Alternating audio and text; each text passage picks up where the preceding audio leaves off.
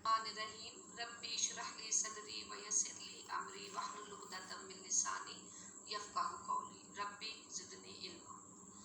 अज़ीज़ तालिबात, गुज़श्ता lecture में हमने बरसग़ीर पाक व हिंद में मुसलमानों का कायम करदा निज़ाम तालीम, उसके अहम पहलू, वहाँ का मकासद तालीम क्या था और उनका निसाब तालीम क्या था, इस हवाले से काफ़ी डिस्कशन की। आज के लेक्चर में हम उन्हीं मालूमात को आगे लेकर चलते हैं। अब हम देखते हैं कि उस दौर में इब्तदाई तालीम का निसाब जो था वो कैसा था। इब्तदाई तालीम के निसाब में अज़ीज़ तालिबात मामूली पढ़ना लिखना और इब्तदाई हिसाब किताब सिखाया जाता। इसके अलावा मज़हब इस्लाम के 2 इब्तदाई असूल भी बताए और याद करवाए जाते थे जो बहुत ज़रूरी हैं। चूँकि इस दौर में मुसलमान अवाम की ज़ुबान आम तौर पर फ़ारसी थी, इसलिए मकातिब में फ़ारसी ही ज़रिया तालीम था। इब्तदाई तालीम के निसाब का लाजमी जुज़ कलामुल्लाह था, यानी अल्लाह ताला की किताब कुरान मजीद। इसके अलावा फ़ारसी की किताबें गुलिस्तान और बूस्तान वगैरह निसाब में शामिल थी। मकातिब में अमूमन मुसलमान और गैर मुस्लिम लड़के और लड़कियां इकट्ठे तालीम हासिल करते। कुरान मजीद की तालीम मुसलमान बच्चों के लिए लाजमी थी और इब्तदाई तालीम की मुद्दत मुतय्यन ना थी। तालिब इल्म मुकर्ररा निसाब की तकमील के बाद अगले दर्जे की तालीम शुरू कर सकता था। ये था इब्तदाई तालीम। अब हम देखते हैं कि सानवी तालीम जो है वो किस तरह से। जी, सानवी तालीम का निसाब। सानवी सतह के निसाब में ज़ुबान और अदब की तालीम के साथ साथ ज़िंदगी की ज़रूरियात से मुतल्लिक़ा मज़ामीन मसलन दफ्तरी और कानूनी अमूर की तालीम भी निसाब में शामिल थी। निसाब में अदब व इंशा, हिसाब, तारीख़, अखलाकियात, फ़िक़्ह और खुशनवीसी की तालीम दी जाती।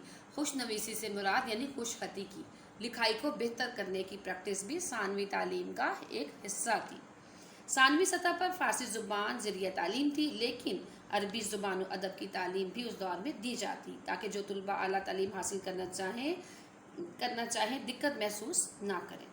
सानवी दर्जे की तालीम के बाद तालिब इल्म सरकारी मुलाजमत के अहल हो जाया करते थे। अगला है नुक्ता आला तालीम का निसाब।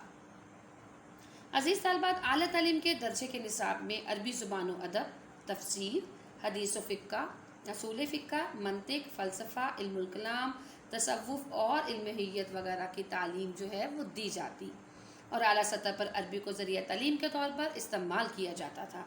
आला तालीम के बाद तुलबा अपनी काबिलियत के मुताबिक पेशा इख्तियार किया करते, काजी के मनसब पर फाइज होते या शाही दरबारों में मुख्तलिफ ओहदे हासिल करते।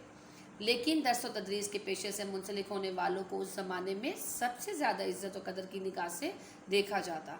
आला तालीम के निसाब का जायज़ा लेने के लिए बरज़ख़ीर में सलातीन दिल्ली के ज़माने से लेकर औरंगज़ेब आलमगीर तक के ज़माने को 3 अदवार में तकसीम किया जा सकता है।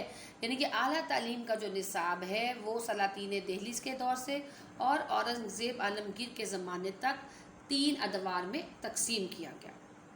इस सिलसिले का पहला दौर मुसलमानों के तालीमी निज़ाम के आगाज़ से लेकर अहद अकबरी से कबल तक के अरसे पर मुहित है। इस दौर में अरबी ज़बान व अदब, तफसीर, हदीस, फ़िक़्ह, मंतिक, कलाम और तसव्वुफ़ शामिल निसाब थे। ये दौर कोई 2 साल के अरसे पर मुहित रहा। अब अज़ीज़ तालिबात, दूसरा दौर जो है वो अहद अकबरी से दरस निज़ामी के आगाज़ तक मुहित है। पहले दौर में सिकंदर लोदी के ज़माने में फ़लसफ़ा और मंतक की तरफ रुझान हुआ था और दूसरे दौर में इससे मज़ीद तरक्की हुई। अहद अकबरी मजहबी आज़ादी का दौर था। अज़ीज़ तालिबात, उस दौर में फ़तहुल्लाह शिराज़ी अकबरी दरबार से वाबस्ता हुए और उन्हें उनके इल्म की बिना पर अज़्दुल मलिक का खिताब दिया गया। फ़तहुल्लाह शिराज़ी ने साबका निसाब तालीम में कुछ इजाफ़े किए जिन्हें मुसलमान उलमा ने कबूल भी कर लिया। दूसरा दौर उन तब्दीलियों से शुरू हुआ। फ़लसफ़ा, मंतिक और इल्मुल कलाम की किताबों का निसाब में शामिल होता रहना और इस तरह निसाब का मनकूलात से माकूलात की तरफ रुझान ज़्यादा हो गया। मनकूलात से मुराद है नकली अलूम और माकूलात से मुराद है वो अलूम जिनका ताल्लुक़ इंसान की अक्ल से और उसके फ़हम से होता है। इन अलूम में हिकमत, फ़लसफ़ा और मंतिक की किताब इसमें शामिल हैं। अज़ीज़ तालिबात, इसी दौर में एक नए मज़मून यानी तिब का भी इजाफ़ा कर दिया गया। तीसरा नहायत अहम दौर वो दरस निज़ामी में का दौर। औरंगज़ेब आलमगीर के दौर में मुल्ला निज़ामुद्दीन सहालवी ने दौर अकबरी के निसाब में तरमीम और इजाफे करके एक नया निसाब तालीम तरतीब दिया।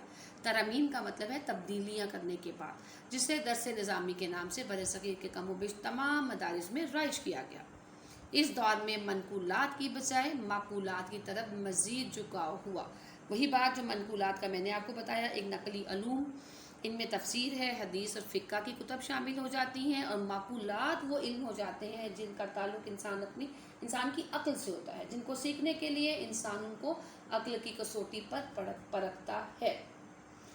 मुल्ला निज़ामुद्दीन ने निसाब में मज़ीद किताबों का इजाफ़ा किया। निसाब में किताबों का ये इजाफ़ा भी इसी असूल पर किया गया जो फ़तह अल्लाह शराज़ी ने कायम किए, यानी माकूलात की किताबों में इजाफ़ा करना।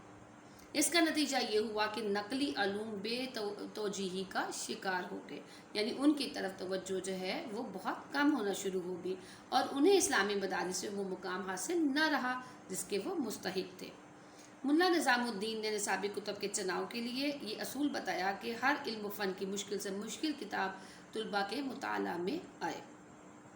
दरस निज़ामी के राइज होने से नकली अलूम जिस बेतौजीही का शिकार हुए, उसका अजाला करने के लिए शाह अब्दुल रहीम ने मदरसा रहीमिया दिल्ली में कुरान और हदीस को दोबारा निसाब में मरकज़ी हैसियत देने की तहरीक शुरू की, और उनके बाद उनके फर्जंद शाह वलीउल्लाह ने इस तहरीक को आगे बढ़ाया।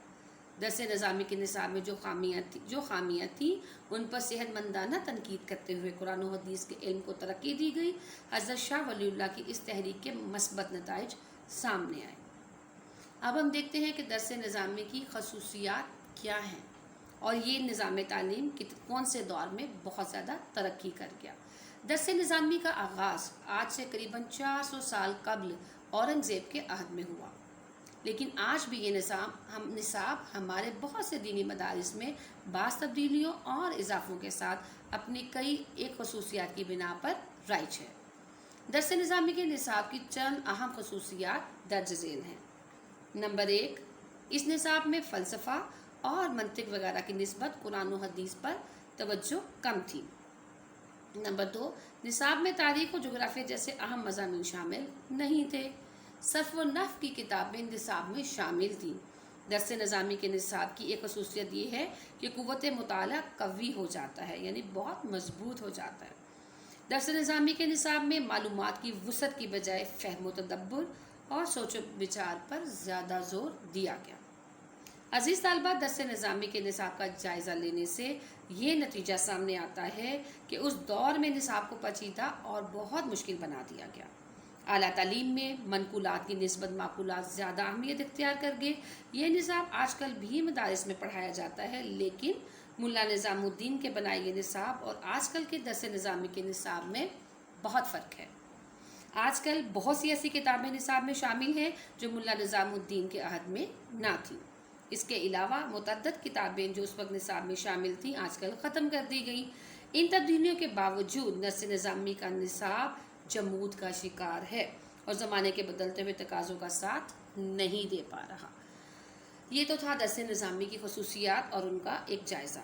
अब हम देखते हैं वो कौन से तदरीसी तरीक़े थे जो तालीम के मुख्तलिफ़ मदारिज में किसी न किसी सूरत में इस्तेमाल किए जाते रहे। सबसे पहले हम देखते हैं इब्तदाई तालीम। इब्तदाई तालीम में वो कहते हैं कि बच्चों को इब्तदाई तालीम मकातिब में दी जाती थी। तालीम की इब्तदा रस्म बिस्मिल्लाह की तकरीब से होती। जब बच्चा 4 साल 4 माह और 4 दिन का हो जाता तो बच्चे को उस्ताद के सपुर्द कर दिया जाता। उस्ताद बच्चे के अजीज़ों और रिश्तेदारों की मौजूदगी में बिस्मिल्लाह, सूरह अलग की इब्तदाई आयात और सूरह फातिहा बच्चे को पढ़ाता। इसके बाद बच्चे की बाकायदा तालीम का सिलसिला शुरू हो जाता। इन मकातिब में बच्चों को कुरान करीम, मामूली लिखना पढ़ना और इब्तदाई हिसाब किताब सिखाया जाता था। बच्चों को हरूफ तहज्जी और उनकी मुख्तलिफ सूरतों की पहचान कराने के बाद हरूफ को मिलाकर पढ़ने की मशक भी कराई जाती। हरूफ की पहचान के बाद लिखना सिखाया जाता। अकबर ने अपने दौर में लिखना पढ़ना एक साथ शुरू करने को रवाज दिया।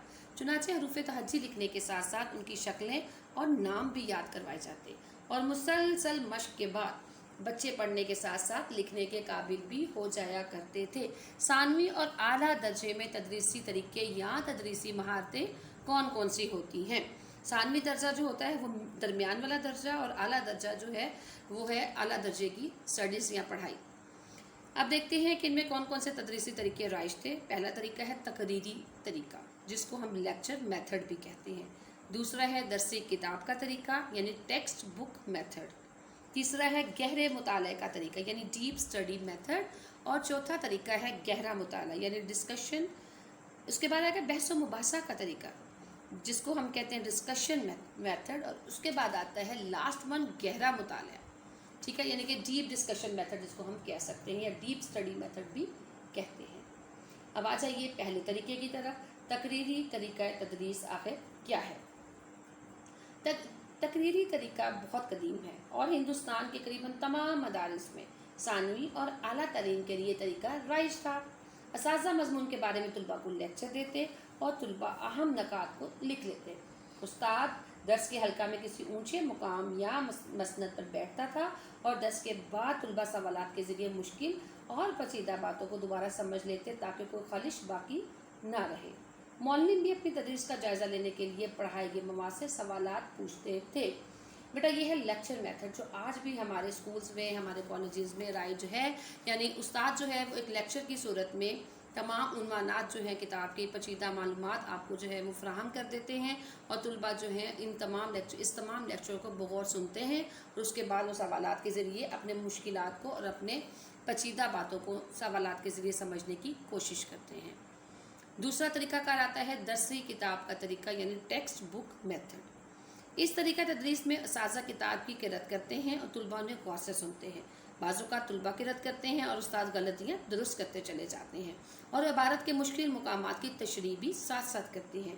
दौरान किरत अपने शकूक को रफ़ा करने के लिए असातिज़ा से सवालात भी किए जाते हैं। चूँकि तुलबा पढ़ाए जाने वाले सबक का बाकायदा मुताला करके आते थे, इसलिए उनके सवालात बड़े जामे और मौजू के मुताबिक यानी अप टू द मार्क हुआ करते थे।